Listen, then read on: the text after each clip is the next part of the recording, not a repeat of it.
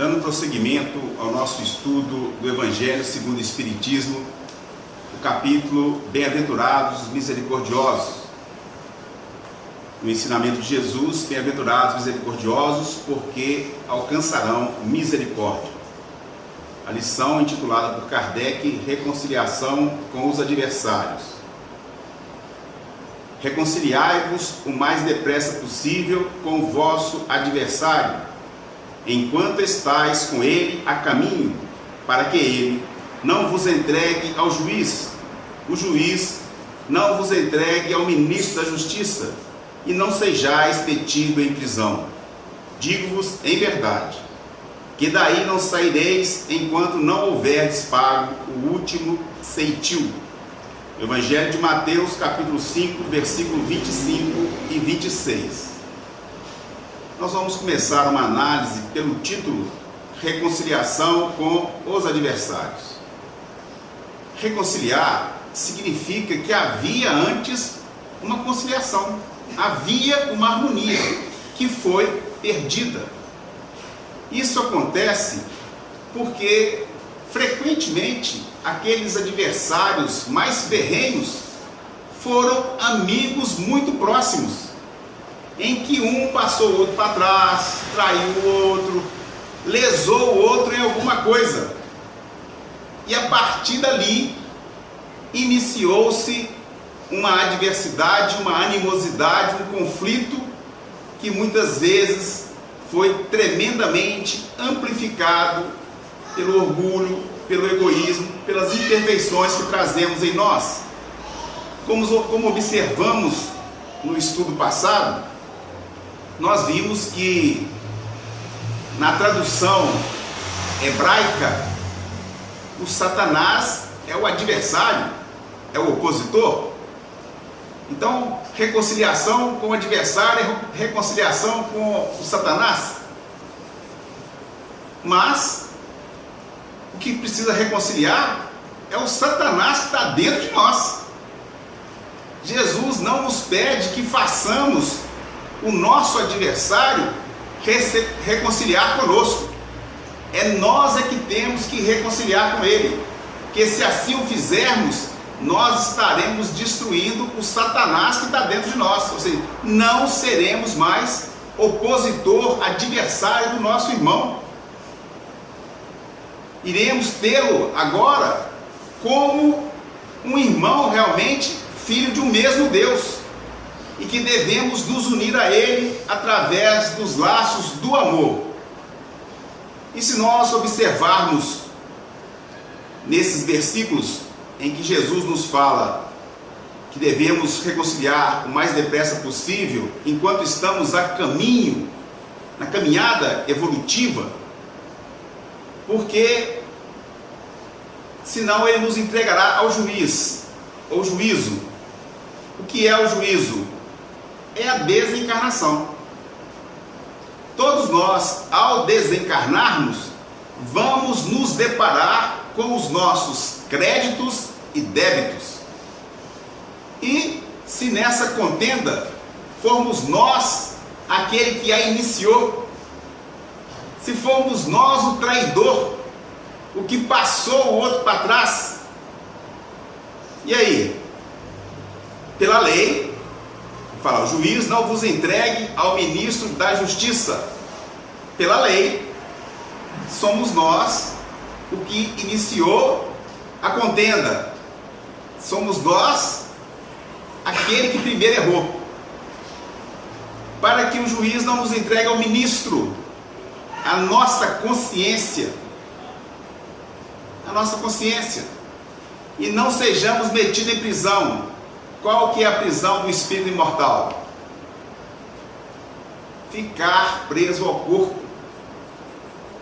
Embora nós tenhamos geralmente medo de desencarnar, quando passamos para o mundo da verdade, que é o mundo espiritual, é diferente, é medo de encarnar.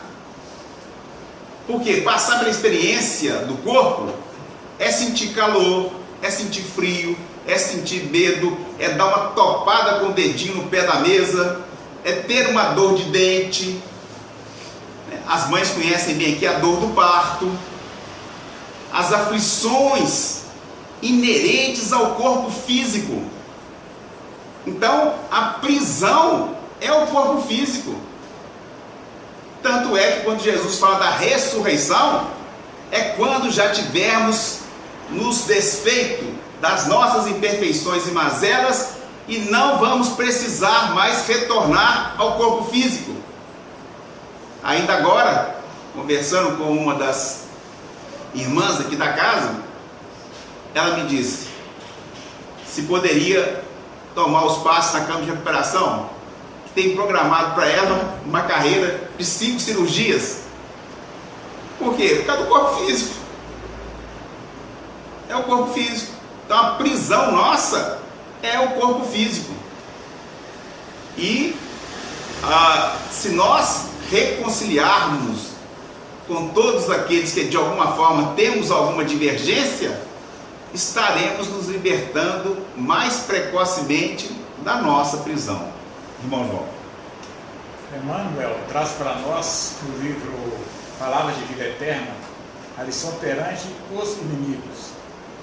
E temos o versículo que você acabou de ler ainda há pouco: reconciliar-os sem demora com teu adversário.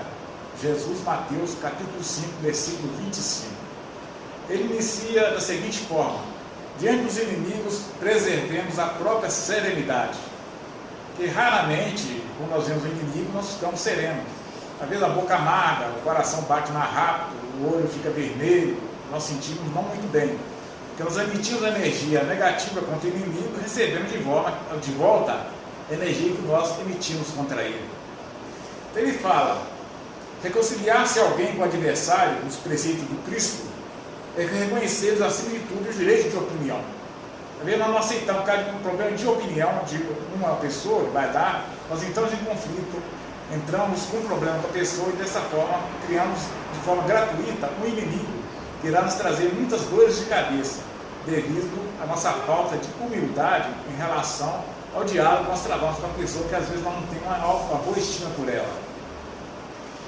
Ele vem continuando: exigir a estima ou o entendimento dos outros é preocupado em demasia com os apontamentos depreciativos que se passam em torno de nós, sem perder tempo valioso.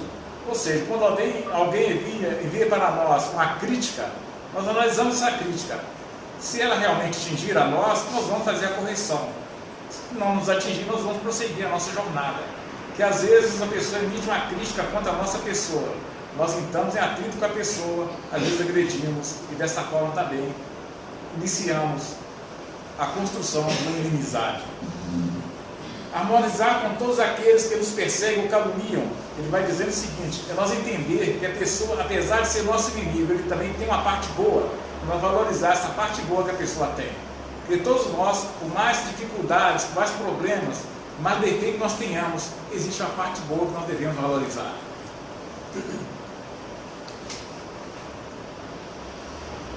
Ele vai novamente: anunciamos assim a presunção de viver sem adversários, porque todos nós temos adversários.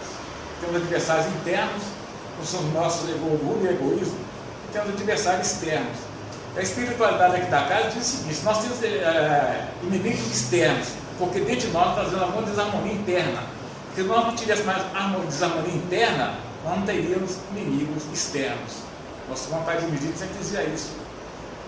E é necessário nós fazer a correção interna, para que nós tenhamos a vida de harmonia e de equilíbrio. Aí diz o seguinte: nem Jesus escapou de semelhantes percalços, ninguém conseguiu furtar a parte de Jesus em momento algum.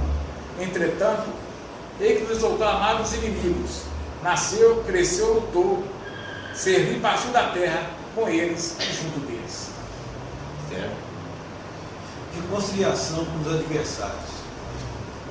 Jesus, que é o Cristo, é o governador da terra, o espírito mais puro que pisou esse mesmo solo que nós estamos pisando, ele nos deu um exemplo maior, que é o exemplo de amor até o perdão de todas as ofensas.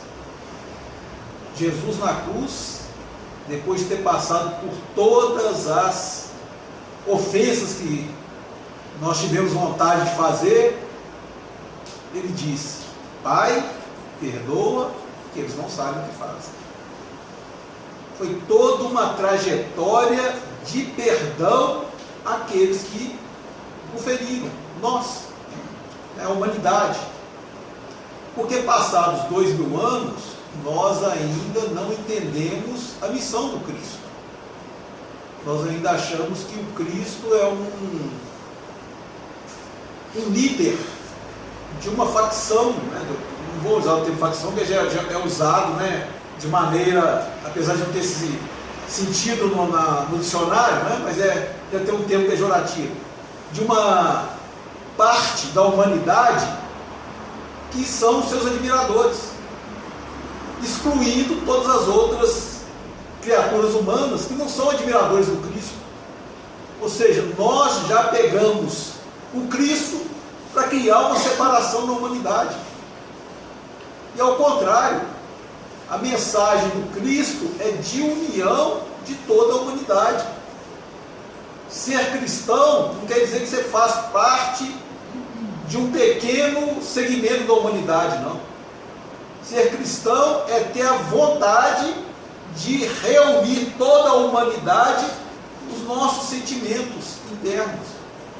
Então a primeira reconciliação que a gente tem que fazer é com o nosso próprio sentimento de querer nos tornarmos melhores do que os outros por sermos cristãos.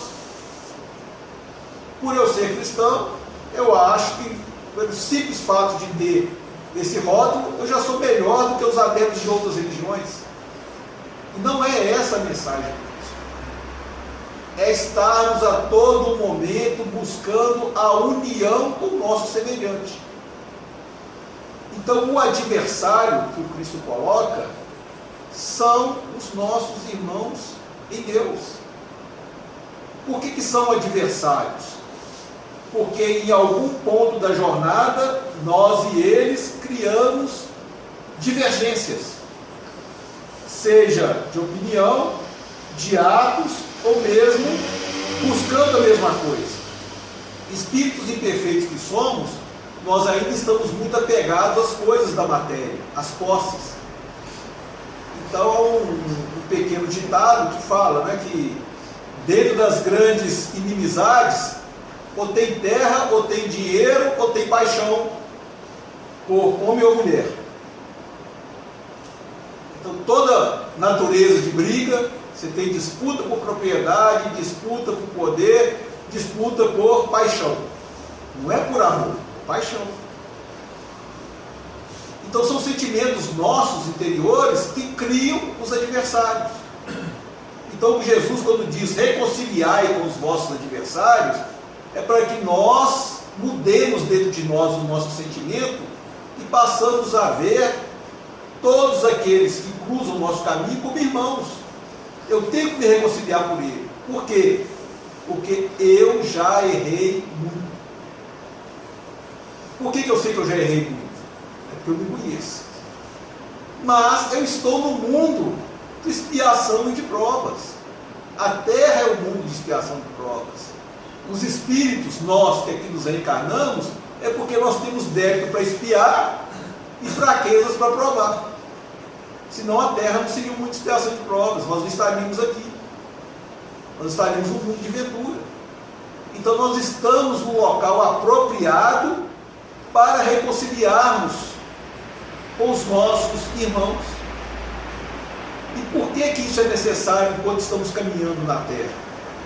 Porque aqui nós podemos encontrar espíritos da categoria de Chico Xavier, Irmã Dulce, Gandhi, e ter contato com eles para aprender alguma coisa.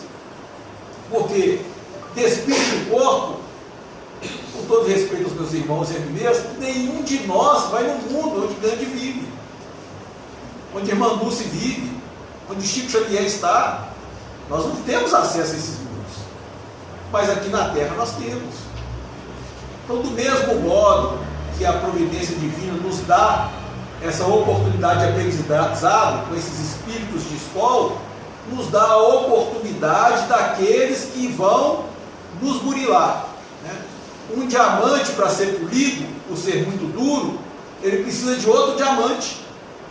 ou seja, o mesmo grau de dureza para poli-lo, para fazer com que ele brilhe, tem que ser polido por outro diamante. Ou seja, para nós perdermos as nossas imperfeições, não adianta querer conviver com o Gandhi, com a irmã Dulce, que eles não vão nos cobrar nada. Nós temos que conviver com mesmo irmãos nas mesmas categorias que nós somos. Por isso que existem as divergências, por isso que existem as ofensas. Ninguém é só ofendido, todos nós ofendemos também, o que Cristo disse, né? Quem tiver sem pecado, atire a primeira pedra. Não tem como, todos nós erramos. Então qual que é a necessidade da reconciliação? Porque eu também ofendi. Eu tenho que reconciliar com o meu próximo. Para quê? Para que eu não seja apresentado ao juiz, ao ministro de justiça e seja cobrado. Porque a cobrança é através da dor. Não há ninguém na terra que não vai sofrer. Não tem como. Então, quando eu reconcilio, quando eu quito as minhas dívidas, eu não preciso mais estar no mundo de expiação de provas. No mundo de regeneração, que é uma categoria acima da terra, já não existe a maioria esmagadora das doenças. Já imaginou o que é viver num mundo sem doença? Pois esses mundos existem. E são para aqueles que se regeneraram. Não é porque regenerou a humanidade, não. Ele regenerou a ele mesmo. Então, quando reconciliamos, quando nós perdoamos, buscamos o nosso semelhante para acertar com ele as nossas divergências, para que ele nos veja como irmãos, nós estamos criando dentro de nós esse mundo. E vamos nos libertar. Nas manifestações mediúnicas dessa casa, nós temos contato com irmãos a quem nós ferimos há centenas de anos atrás. Quer dizer, se lá eu estou devendo, aqui na terra, se alguém me ofende, olha, se eu estou pedindo perdão para quem eu ofendi, e aquele que me ofendeu aqui? Eu estou pedindo perdão lá, e aqui eu não vou perdoar? Então eu tenho que reconciliar, eu tenho que perdoar, porque eu já errei, eu necessito do perdão. Vamos agora ler aqui o comentário do Kardec dessa lição Reconciliação com os Adversários. Na prática do perdão, como em geral, na do bem, não há somente um efeito moral, há também um efeito material. A morte, como sabemos, não nos livra dos nossos inimigos.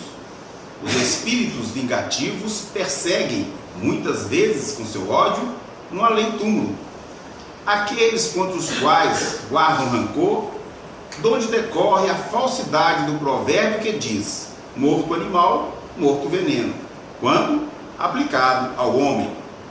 O espírito mau espera que o outro, a quem ele quer mal, esteja preso ao seu corpo, e assim menos livre, para mais facilmente o atormentar, ferir nos seus interesses ou nas suas mais caras afeições.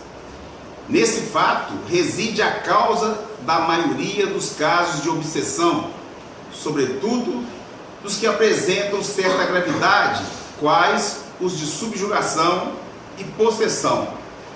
O obsediado e o possesso são, pois, quase sempre vítimas de uma vingança, cujo motivo se encontra em existência anterior, e a qual o que a sofre deu lugar pelo seu proceder.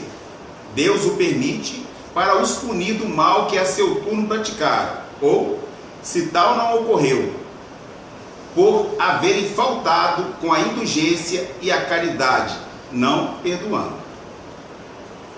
Muitos dos transtornos que nós falamos, transtornos de ansiedade, síndrome de pânico, os processos depressivos, as doenças psiquiátricas mais graves, como a esquizofrenia e outras, a maioria esmagadora, se perguntarmos aos profissionais médicos qual é a causa específica, não conhecemos, porque estamos buscando no corpo físico, mas a maioria esmagadora delas estão a nível espiritual. Influenciações, pessoas que às vezes ao despertar nada aconteceu, se sente angustiada, se sente sem energia, sem motivação para viver, sem alegria para fazer as coisas. A gente dá o nome de anedonia. Então a pessoa não tem energia, não tem motivação, acorda de mau humor, sem ter um fator causal, acabou de acordar.